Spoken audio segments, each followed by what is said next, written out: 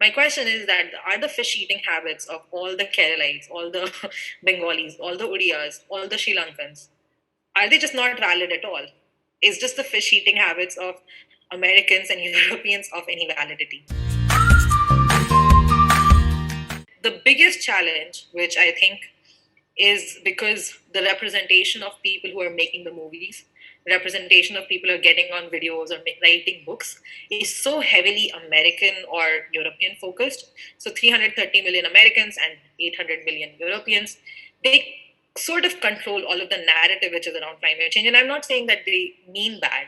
It's not that they are doing it intentionally. But their perspective of the world is Europe and America. Their perspective of the world is that this is how the world is. So hence they're like, oh, everybody should go vegetarian.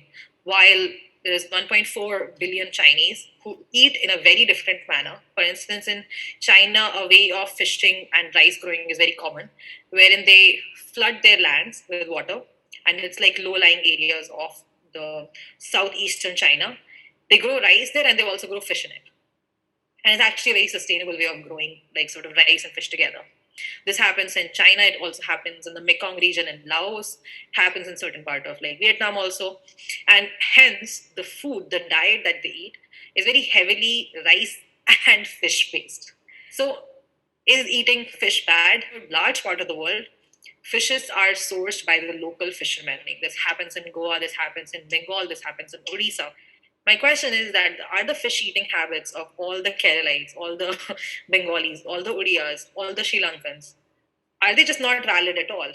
Is just the fish eating habits of Americans and Europeans of any validity? No, right? Because the people who are going in a wooden boat, which does not often have like a large mechanical engine for propelling, compared to a massive machinery going into like 100 miles into the water, disturbing the reefs and the marine life.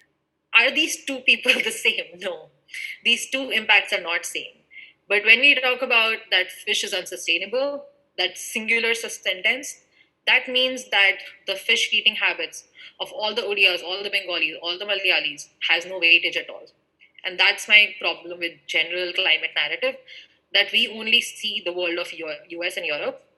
We do not see the world of India and like large parts of Africa, Southeast Asia, Kenyans. Our approach of solving climate change has become analyzing numbers from the systems of America and Europe and taking those numbers and pushing them in rest of the world, which is completely incorrect because rest of the world has a absolutely different system dynamics. When we are looking at some of these like broad statements that eating meat or eating fish is bad, or doing this is bad, or doing that is bad, you can't go all over the world because the world is not 330 million Americans and their system. And the concluding statement is that as we are studying environmental sciences, we should make sure we put as much weightage to the system in Bihar as we put to a system in California. And we at least do not do this thing of taking a number from California and transposing it on rest of the world with a blind eye. Hi guys, if you like this video, don't forget to like, share and subscribe.